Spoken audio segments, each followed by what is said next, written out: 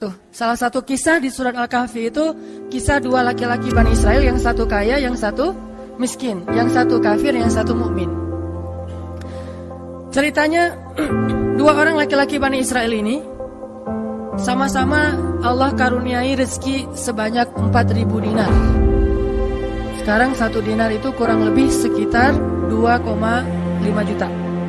Jadi ada 4.000 di dinar. Lalu laki-laki kaya, laki-laki kafir, laki-laki yang tidak beriman, membeli sebuah rumah yang sangat bagus di puncak bukit dengan view yang luar biasa dengan harga 1.000 dinar. Sehingga kemudian dia datang kepada temannya yang mukmin, dia bilang, "Hei, yuk ke rumah saya tunjukin rumah baru saya." Datang nih ke rumah baru laki-laki yang tidak beriman. Pas ngelihat dari gerbangnya luar biasa, tamannya luas, ada rusanya, ada kijangnya, ada marmutnya, ada segala macamnya, ada onta, ada kuda, lengkap aja tuh. Ini rumah atau kebun binatang ya? Pokoknya rumahnya keren aja. Terus laki-laki beriman nanya, "Ini rumah baru?" "Ya."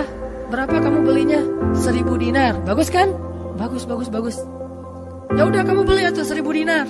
Ini rumah kayak gini banyak nih masih dijual." Akhirnya laki-laki mukmin ini pulang.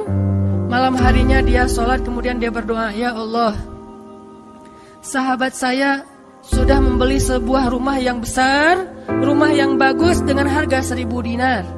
Maka besok saya ingin membeli itu di surga dengan cara bersedekah 1.000 dinar.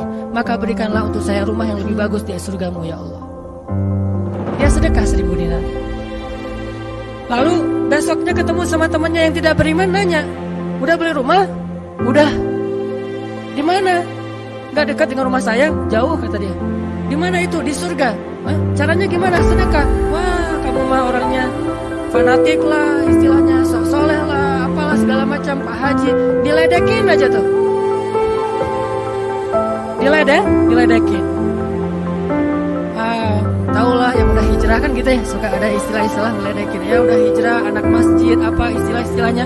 Diledekin gara-gara dia bersedekah 1.000 dinar. Sebagai ganti temannya yang membeli 1.000 dinar itu bisa beli rumah yang besar. Diledekin terus. Setelah berlalu sekian lama, kemudian laki-laki yang pertama ini yang tadi tidak beriman nikah. Istrinya tuh cantiknya luar biasa, usianya ABG, cantik. Setelah selesai dia lamar, nikah, pas hari pernikahan ngundang temannya yang beriman. Datang ya ke acara pernikahan saya. Acaranya tuh weddingnya itu ada IO-nya, IO terkenal, paling terkenal di situ. IO Bani Israel. Paling. Jadi wedding bukan IO ya, wedding organizer-nya Bani Israel. Kan orang Bani Israel mah, orang Yahudi ini kalau bikin acara tuh luar biasa ya. Kayak mereka bikin Tomorrowland segala macam kan. Jadi bikinlah wedding organizer ini bikin acara wedding yang luar biasa, menghabiskan berapa? Kalau sekarang mungkin di TV-TV itu suka diumumin biaya weddingnya itu berapa miliar kan, suka gitu tuh. Nah dia ngumumin. Atau kalau nggak dia umumin pun orang-orang bilang, tahu nggak itu acaranya habis berapa? 1.000 dinar. Habis 1.000 dinar. Dia nanya, ini emang habis 1.000 dinar? Ya, maharnya 1.000 dinar. Mahar si cewek cantik. Cewek paling cantik di kota itu aja. Tidak ada lagi cowok kecuali pernah suka sama tuh cewek. Tapi dia dapat gara-gara punya uang 1.000 dinar. Saya pernah goyang sama istri saya, nanti kalau anak kita nikah, maharnya gak usah mahal-mahal, 2 miliar aja. 1 miliar buat dia, 1 miliar buat bapaknya. Nah, 1.000 dinar. Udah gitu dia pulang nih orang beriman. Malamnya dia tahajud, dia berdoa kepada Allah, "Ya Allah, teman saya udah nikah, udah saya mau masih gini aja." Tuh ya, ini pedoman buat teman-teman ya. Kalau ada yang ngasih kartu undangan, tanya maharnya berapa? Maharnya 10 juta. Waduh, saya pas nih 10 juta. Bilang ke Allah, "Ya Allah, sama kayak dia, saudara saya, teman saya sudah menikah dengan mahar 1.000 dinar. Dan saya masih punya, saya ingin melamar bidadari di surga dengan 1.000 dinar. Nikahkanlah saya dengan bidadari paling cantik di surga ya Allah. Ini 1.000 dinarnya, sedekah 1.000 dinar." Temannya punya anak, ceritanya pas lagi reuni SMP gitu ya. Lagi reunian tanya, "Kok masih sendiri aja?" "Enggak sendiri, cuma gak dibawa." trik menjawab pertanyaan yang nyelekit tadi. Loh, kok kamu sendiri nggak ditemenin sama si dia? Lagi nggak enak badan. Nggak dibawa katanya. Loh, kok nggak dibawa? Soalnya masih di surga. Udah aja. Oh, di surga gimana caranya? Sedekah 1000 dinar. Wah, lo benerannya keterlaluan lo. Habis-habisan dibully. Dibully habis-habisan gara-gara dia nggak melamar cewek dengan 1000 dinar, malah pakai sedekah untuk melamar bidadari Hurul Ain. Baca surat Ar-Rahman paragraf terakhir tentang Hurul Ain. Fihinna qasiratut tarfi lam yatumithunna insun qablahum wala jan. Gak ada manusia yang kayak gitu. Qasiratut tarf, cewek yang matanya besar tapi sayu. Matanya besar tapi sayu. Kalau mata saya kecil, matanya besar tuh. Orang sekarang kan banyak pengen mata besar, sampai diedit dulu di B berapa tuh aplikasi teh. Nah itu di Fotoras lah, apalah diedit supaya matanya disobek dikit bagian ininya jadi besar gitu ya. Dikasih eyeshadow, dikasih apa segala macam supaya matanya besar. Kenapa? Mata besar itu simbol dari kecantikan. Makanya bidadari itu bahasa Arabnya Hurul Ain, yang matanya besar. Lam yatumithunna insun qablahum wala jan. Belum pernah disentuh. Disentuh doang loh ya, bukan yang lain. Cuma disentuh aja, belum pernah oleh manusia dan jin. Murni, asli, original. Belum pernah dilihat oleh siapapun, benar-benar tersimpan. Kannahunnal yaqut wal marjan, seolah-olah mereka itu adalah yaqut wal marjan, mutiara yang wangi. Udah mutiara, wangi pula. Yaqut wal marjan. Bukan Yakult yang diminum sehari, itu ya. Yakult beneran. Ditambah lagi nanti di ayat yang lain, fihinna khairatun hisan. Perempuan yang khairat. Khairat itu artinya banyak anak, subur. Dan di surga itu orang berkeluarga dan beranak pinak. Sehingga seseorang ketika pengen punya anak, langsung punya anak, tidak perlu 9 bulan hamil. Dan gak perlu juga sesar. Udah aja lahir. Lahir dengan cara yang Allah ciptakan, sangat indah. Tidak perlu ada wahnan ala wahnin, tidak ada kepayahan demi kepayahan. Lahir anak. Dan anaknya bisa pesen, request. Ya Allah, saya pengen anak laki-laki, tapi modelnya gini. Nah, bisa. Kalau di dunia kan gak bisa request, terima aja apa adanya ya. Oh gini, ternyata gak mirip. Cuma di dunia, di akhirat mah bisa request, segalanya sesuatu juga bisa request. Udah aja kayak gitu. Hurul Ain, sehingga dia tahu gimana pun cewek ini cantik, tidak pernah bisa mengalahkan satu Hurul Ain. Seandainya jemari Hurul Ain, jari kelingking doang, dikeluarin dari surga ke dunia, maka cahaya matahari akan tertutup oleh cahaya jari kelingkingnya Hurul Ain. Kalau Hurul Ain sempat keluar dari surga, jatuh ke bumi, kau bidadari jatuh dari langit gitu kan ya. Nah, jatuh tuh ke bumi beneran, maka nafasnya, satu kali dia bernafas, semua manusia akan mati karena tergila-gila kepada dia. Harumnya nafas Hurul Ain. Gak usah dibayangin, ntar makin gak bisa tidur. Sekedar ilustrasi doang nih. Akhirnya dia lamar tuh Hurul Ain dengan sedekah 1000 dinar. Udah aja sih kayak gitu. Dan dia merasa, alhamdulillah saya lebih beruntung dari dia. Saya lebih beruntung dari dia. Gitu matematika mukmin. Baru setelah beberapa tahun, teman yang pertama tadi yang tidak beriman beli kebun yang sangat luas. Lalu ngajak lagi teman yang beriman, yuk ke kebun saya. Kamu udah punya kebun? Udah, datang aja. Kamu tahu nggak nih kebun yang saya beli berapa? 2000 dinar. Kebun kurma yang sangat luas, yang di dalamnya ada mata airnya sendiri, yang tidak, seolah-olah tidak ada batas ketika kita memandangnya. Terus panjang mata memandang. Kebun kurma yang rindang, 2000 dinar. Lalu laki-laki ini pulang lagi, ya Allah, izinkan saya membeli kebun-kebun surgamu dengan 2000 dinar, karena saudara saya itu sudah membeli kebun di dunia.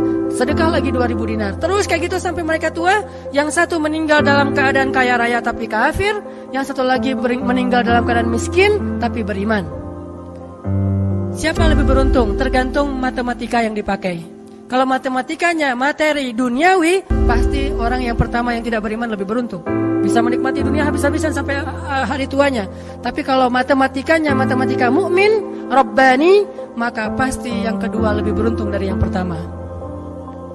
Nanti setelah mereka meninggal, ini ceritanya panjang sekali dan kemudian jadi salah satu tafsir dari Al-Quran surat As-Saffat yang nanti kita baca. Di akhirat, kalau teman-teman tahu, kalau kita baca tafsir itu ternyata ya di surga itu punya jendela.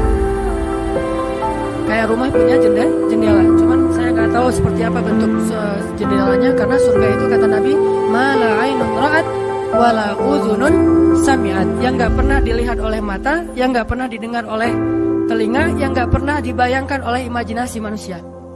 Yang jelas ada jendela itu di surga. Nah, jendela ini apa? Jendela ini dipakai untuk mengintip ke neraka. Jadi nanti kalau ada kisah-kisah penduduk surga menyelamatkan orang-orang di neraka, itu lewat jendela itu. Kalau ada cerita penduduk surga dan penduduk neraka berdialog, itu lewat jendela itu. Bukan keluar dulu, sama-sama keluar terus ada ruangan khusus dialog gitu, enggak. Atau pakai misalnya Skype gitu ya, nelfon neraka pakai Skype. Sering lagi disiksa, aduh ada yang nelfon, bentar dulu. Kan nggak ada yang gitu ya. Ini mah pakai jendela. Jadi jangan pakai imajinasi teknologi yang sekarang. Nggak ada Skype, nggak ada WhatsApp call, video call gitu. Nggak ada line. Yang ada lewat jendela. Begitu dia ngelihat ke jendela, dia langsung Allah berikan dimensi melihat neraka. Langsung Allah kasih ruang untuk bisa melihat neraka. Di neraka itu dia akan bertanya kepada malaikat neraka, masih kayak kertas gitu. Tolong cariin yang namanya ini. Masa gak kenal kayaknya di surga. Oh, siapa? Penduduk malaikat neraka mah gak kenal. Amin. Aminin atuh. Mudah-mudahan semua kita tidak dikenal di neraka. Dikenal di surga insya Allah. Kalau ini mah gak boleh heureuy. Ini serius nih. Udah aja ngasih nama gitu ya ke malaikat penjaga neraka. Kenal nama ini gak? Oh, ntar dulu nanya ke yang lain. Kenal nama ini gak? Wah, ada tuh yang di pojok sana tuh lagi dihabis-habisin sama malaikat. Udah malaikat yang itu bawain sini gitu. Pas dibawain, ternyata itu adalah laki-laki tadi yang di dunia saling bersaing dalam memperkaya diri. Satu memperkaya diri di dunia ya, satu lagi memperkaya diri di akhirat. Bro, gimana nasib lo sekarang? Waduh, saya sekarang disiksa segala macam, dia ngaku kesalahannya. Lah kamu gimana? Dulu kamu katanya beli rumah di surga, terus nikah di surga, terus beli kebun di surga, udah dapat. Wah, bukan dapat lagi. Ternyata 1000 dinar itu bukan satu istana loh, bro. 1 dinar itu sekian ribu istana. Sekarang saya 1000 dinar, bayangin aja. Gitu. Makin sakit kan ya? Makin nelangsa, makin stres. Udah di neraka stres pula, stroke lagi, kena kejang-kejang gitu. Enggak di neraka kejang-kejang aja nggak enak, stroke nggak enak. Apalagi udah stroke-nya di neraka kan lebih nggak enak tuh. Orang kena penyakit jantung di dunia nggak enak, ini penyakit jantungnya di neraka lebih nggak enak lagi. Ini mah imajinasi saya. Sesuai dengan di Al-Quran surat As-Saffat, dialog antara penduduk surga dan penduduk neraka. Inilah teman-teman matematika untuk mengukur siapa lebih beruntung. Sehingga kita tidak perlu bertanya, kenapa? Why? Saya udah hijrah kok makin susah hidup saya. Dunia itu, akhirat enggak. Kalau kita mengukur amal kita hanya dengan dunia, kita bakal sering kecewa karena Allah tidak menilai dunia ini bahkan lebih ringan daripada 11 sayap nyamuk. Seandainya kata Nabi dunia ini di mata Allah ada harganya, pasti Allah gak mau ngasih dunia kepada orang yang tidak beriman. Gak mau. Berhubung dunia ini tidak ada nilainya, Allah kasihlah kepada orang yang tidak beriman. Sedangkan yang bernilai, Allah simpan untuk orang yang beriman dan sabar. Pakai kacamata Rabbani, cara pandang Allah Subhanahu wa ta'ala. Sehingga ketika kita hijrah, kita minta tolong kepada Allah urusan dunia, tetapi kita yakin kalau kita istiqomah, ikhlas, maka di akhirat wa ma indallahi khair. Itu harus jadi mantra yang kita ulang-ulang. Kalau teman-teman lagi cemburu dengan dunia, seseorang bilang wa ma indallahi khair, apa yang ada di sisi Allah lebih baik. Udah enggak jadi cemburu. Saya pakai itu sebagai terapi buat diri saya sendiri. Kalau saya lagi ada rasa kayak kepengen apa yang orang punya, ada rasa iri, ada rasa cemburu, ada rasa kayak merasa orang lain lebih beruntung dari kita, saya selalu pakai mantra wa ma indallahi khair, wa ma indallahi khair, wa ma indallahi khair. Sehingga hilanglah rasa cemburu itu. Apa yang ada di sisi Allah lebih baik, Apa yang ada di sisi Allah lebih baik. Apa yang ada di sisi Allah lebih. Walal akhiratu khairul laka minal ula. Wal akhiratu khairu wa abqa. Akhirat lebih baik bagimu dan daripada dunia. Akhirat lebih baik dan lebih kekal. Itu aja yang kita ulang-ulang mantranya. Wa ma indallahi khair. Udah aja senyum. Kita yang istiqomah gini-gini aja, orang lain yang tidak istiqomah yang sudah melenceng jadi gitu. Ya udah, apa yang di sisi Allah lebih baik. Ada yang gara-gara misalnya dukun bertindak jadi nikah, kita bertindak sendiri nggak nikah misalnya ya. Ya udah aja, wa ma indallahi khair. Dan apa yang ada di sisi Allah itu bukan hanya akhirat tetapi juga dunia. Cuman Allah tidak memberikannya dalam waktu yang segera kepada mukmin karena Allah ingin melihat dulu ketabahan, kesabaran dan keistiqomahan kita. Matematika itu coba kita pakai.